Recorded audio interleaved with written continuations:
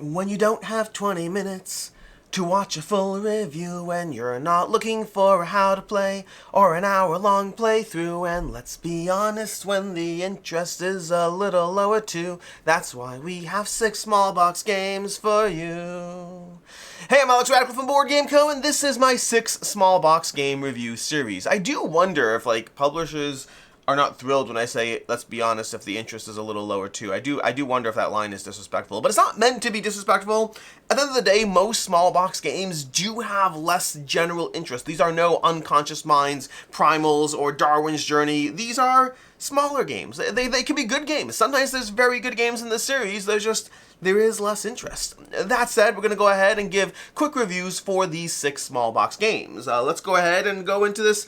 Usually I do from my least to best over here. Let's stick with that. Let's go from my least favorite all the way to the best, starting with, this is a tough one. This is a tough one as far as which is my least favorite. If you can't tell, there's one on each side. Which one is my least favorite? Honestly, this. And this might surprise you. This might be my least favorite on the table. And it really might surprise you. This is a well-received game. Super Skill Pinball. Honestly, when I say, let's be honest, that the interest is a little lower too, I would argue from all the games on this table, this has the highest general interest. It's the most well-known game, but I've bounced hard off Super Skill Pinball twice now. I played the original way back when it first came out, before I was ever reviewing games, and I was just playing games, and I didn't love it. And that was sad, because lots of people really enjoyed it. And I was like, I don't know, it's not working for me. And so I tried it again with this one because I was like, let's try it again. I'm missing out on something. I must be, right? It's a well-liked game. Why did I bounce so hard off this game? I still don't know why I bounced so hard off this game, but I do. It's a roll and write game. It's a roll and write game with a pinball theme. Let's zoom in a little bit for you. It's a roll and write game with a pinball theme. In this case, we have superheroes as well, and you basically have 2 boards that comprise your arcade. And then from there, you're rolling dice. Each round, you roll the dice, and you select one die, one of the 2 dice, to use to move your pinball around the arcade. There are certain basic rules in play. The pinball has to be going down. It has to always lower in section, unless, of course, it's on a flipper, at which point it gets shot back up, which is thematic to pinball. The problem is your flipper has a certain number of uses before it's just going to not be able to catch it. This is not a skill-based thing. There's basically assigning dice, and then eventually your flipper has kind of just run out of juice and things will eventually fall and you'll see how you score. I don't know if that's the reason I don't like it. It might be, but for whatever reason, I actively don't enjoy this game. I find that when I'm playing it, it's not just that I'm like, oh, there's better roll and writes. I really don't like the game. When I play it, I'm like, this feels so tedious. I feel locked into what I'm doing. I feel that it's going to fall no matter what, which, to be fair, in a roll and write, things will end. You can't go forever, but maybe because the theme is around something where it should be able to go forever, but you are just limited, it feels more luck-driven, more chaos. There's lots to learn about every single map that you're playing as. There's lots of rules overhead for a payoff that doesn't work for me. Even when you get multi-ball, multi-ball is a concept in this game. You can earn more balls, and then you have to use both dice, one for each ball, as you spin around the arcade. That should be so fun. Multi-ball is the best part of any pinball experience. Maybe not the best, but it's one of the best parts. And for me, multi-ball is just not exciting. Nothing about the game works for me, past my desire for it to work. I want it to work, but it just doesn't. And again, I played the original, and I played this one, and it's just not landing for me, unfortunately. I'm going to give it a 2 out of 5. This does not reflect how well the game is received by others. It reflects my own personal desire to play it. For whatever reason, it doesn't work for me.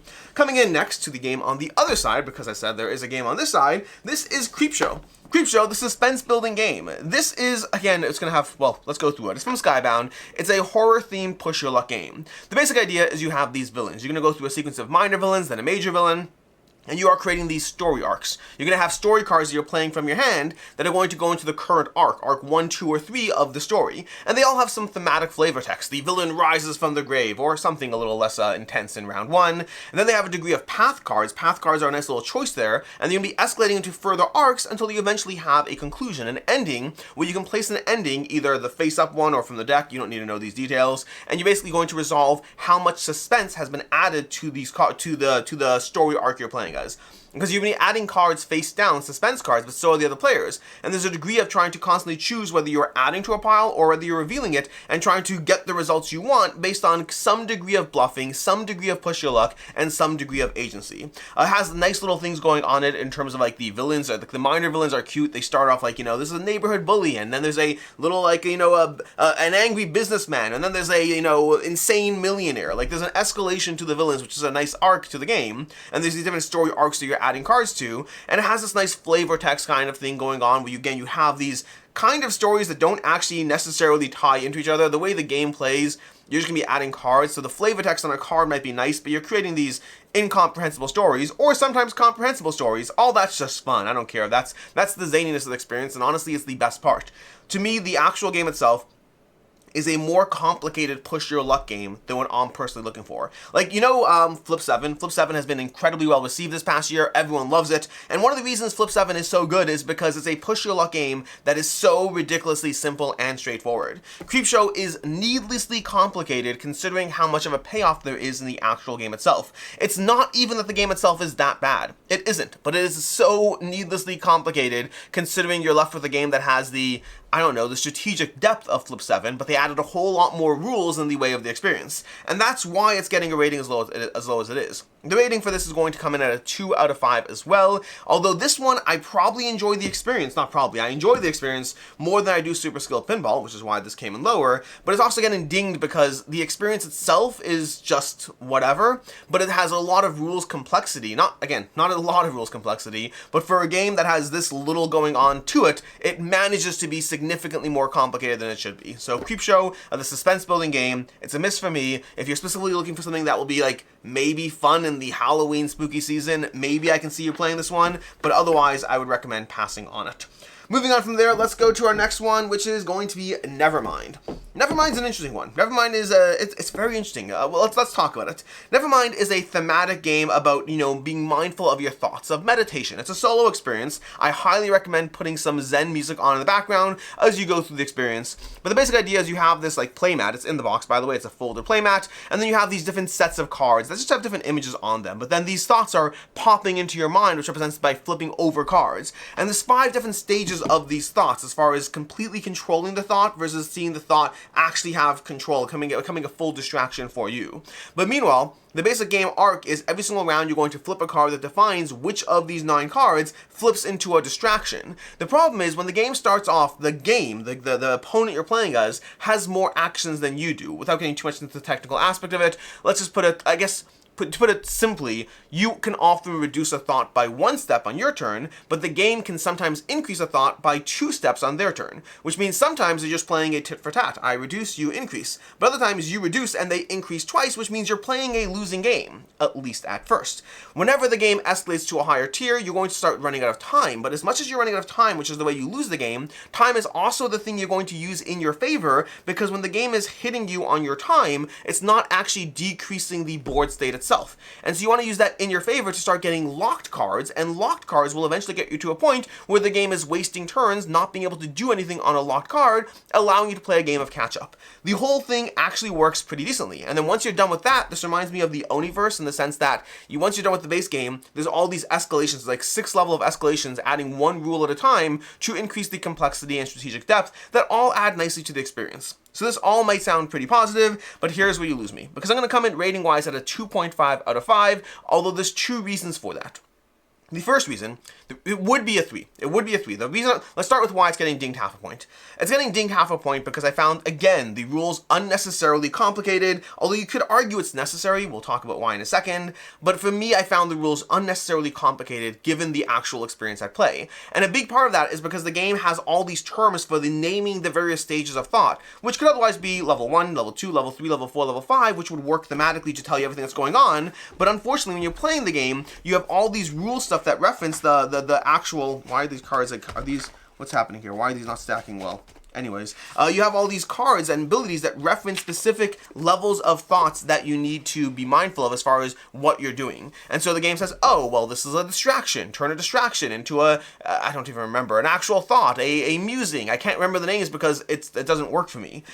The rules in general I found were overly abstract. Even with visual representations of what's going on, the rules were so abstract and the concepts were so abstract that I found this much harder to learn than I would think given the actual play going on here. So it's getting dinged half a point for just leaning into theme at the cost of usability, if that makes sense, which some people might prefer. For me, when the theme gets in the way of the usability of the game experience, I am not here for that. This definitely is a game where the theme gets in the way of the usability, which brings me to my second aspect, because it would be a 3. The actual gameplay to me is a 3 out of 5. I'm thinking you can get half that point because of the rules aspect. So as far as why would it be a 3 for me, is because the game's actually kind of fun. You're flipping cards over, you're going through it, but I would say that it very much does feel like it's lending itself to a Zen-like experience. If you want a calming little game, honestly, it's similar to Gentle Rain. If you played a Gentle Rain, like, it's very, very Zen. It's like you do this, the game does that. You're just going through it, and it's not a lot of complexity to the experience as far as other things happening. I mentioned the Oniverse games. I would always play an Oniverse game over this. I do appreciate what it's doing, and I think if you're prepared for that rules ding, meaning the rules are definitely a ding, it's worth checking out and it's worth trying. It is a fun little solo-like experience. I mentioned a Gentle Rain. It's kind of the same vein. Like, I like a Gentle Rain, but I like it very infrequently, and it's a very quick game, and honestly, the only reason I'll play a Gentle Rain is because it's so easy to understand and play through. This is a Gentle Rain style game with more rules in the way, which makes it a harder sell for me, coming in at a 2.5 out of 5. From there, we're going to jump up. Where are we going to jump to is the question. Let's go with, I like that, I like that. These are all pretty the same level for me as far as where they are. Let's go with, it's hard. Let's go with Blade Rondo. Blade Rondo is going to be my next one over here. And for context, these all have the same rating. I'm coming in at a 3.5 out of 5 for all of them. This one comes close to a 4, but we'll talk about it. Anyways, Blade Rondo. Blade Rondo is one where, again, well-received game. It's very well-received solo, which is weird for me because I bounced hard off this one solo. I've played this both solo and 2 players. I did not like the solo at all. I can't speak as to why. I don't know. I don't know why I didn't like it. I didn't like the solo. Maybe I know why. We'll talk about it. Anyways, the basic concept, the 2-player experience, is you're going to have this giant deck of attack cards, and you're going to be dealt 15 of these cards, and select 10 of them to define your 10 cards you're playing as.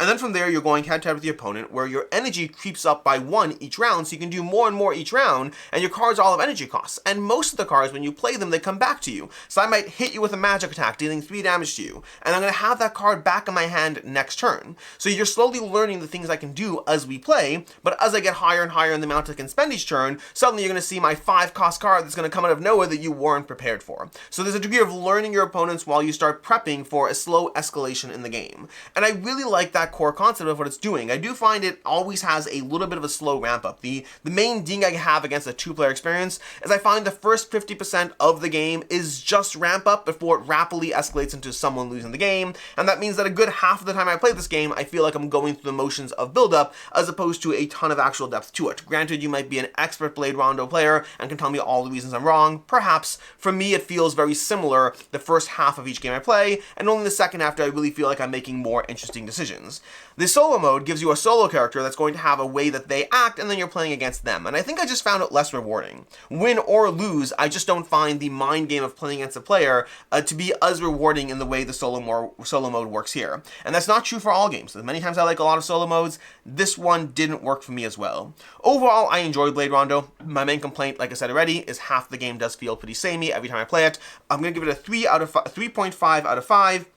I do recommend checking it, especially if you like duel games, and especially if you like games that have a ton of characters and depth. Like, there's a lot, I think, like, this is one of several content things for the game. They have a lot of, like, they have a whole deluxe version with everything. This is just a small box version, the only one I've played. I enjoy it, I like it, it's a good 2-player experience. It's just a little samey for the first half of each game.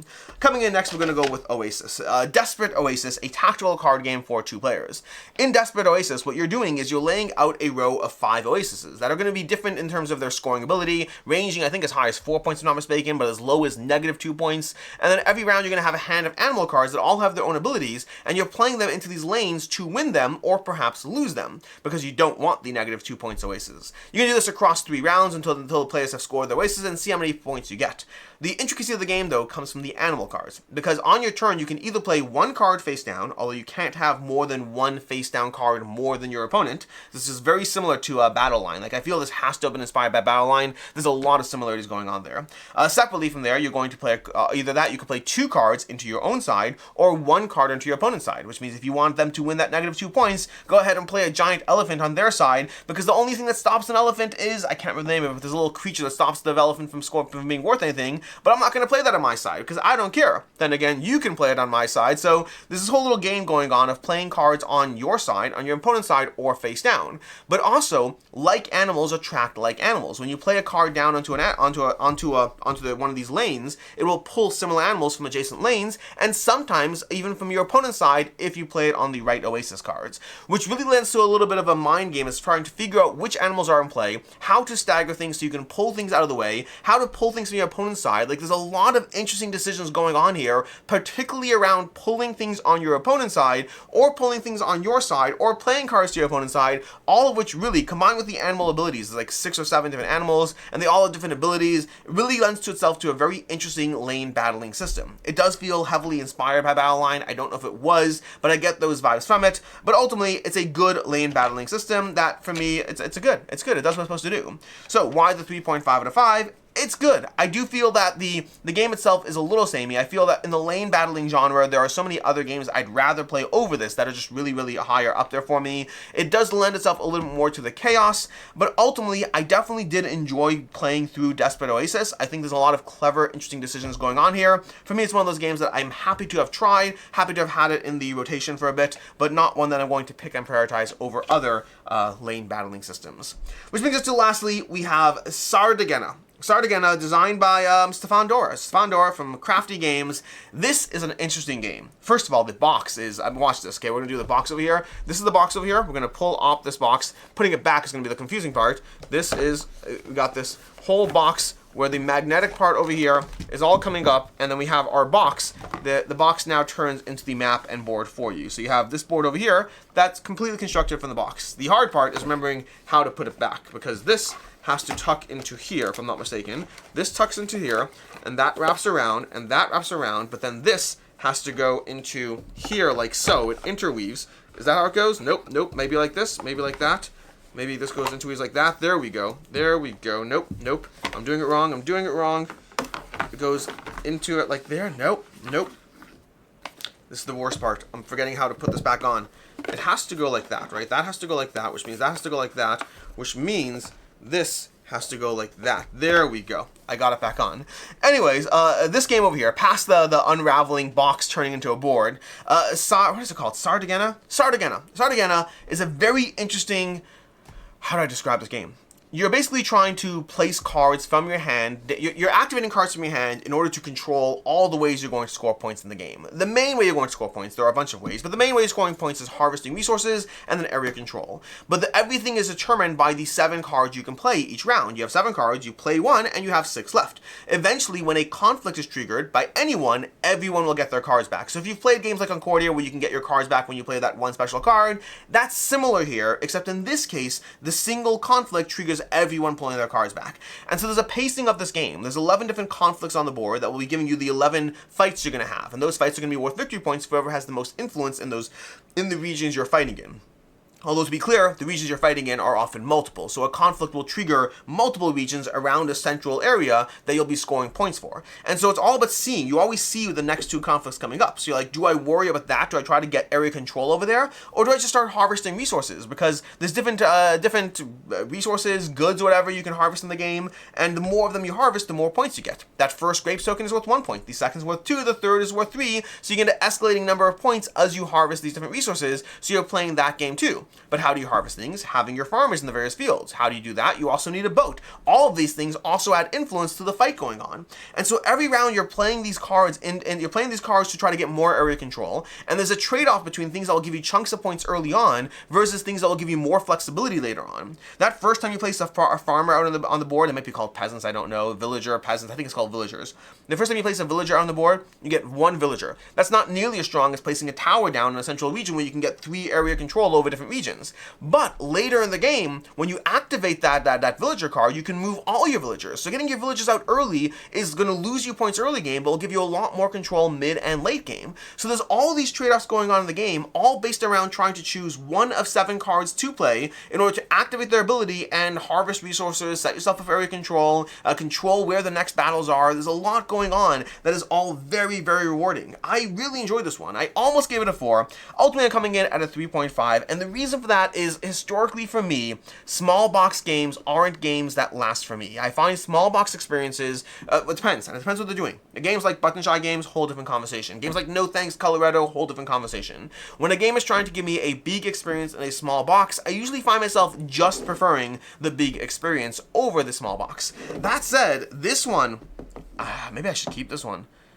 Maybe I should. I don't know. This one, like, it's okay. We're coming in at 3.5 right now. I think it needs more plays before we see what happens to it. It's a really solid experience that does a lot in a very small box.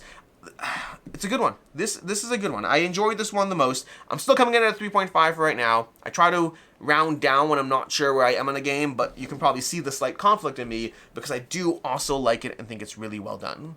Anyways, those are your 6 small box game reviews. We have Super Skill Pinball and Creepshow, which not for me, 2 out of 5. We have Nevermind, also not for me, 2.5 out of 5. Desperate Oasis and Blade Rondo, 3.5 out of 5. And Sardegna, again a 3.5, but one that I definitely enjoyed most from all of these 6 games. In any case, and until next time, I'm Alex Radcliffe from Board Game Co. I hope you found this video helpful, and as always, I hope you have a good one.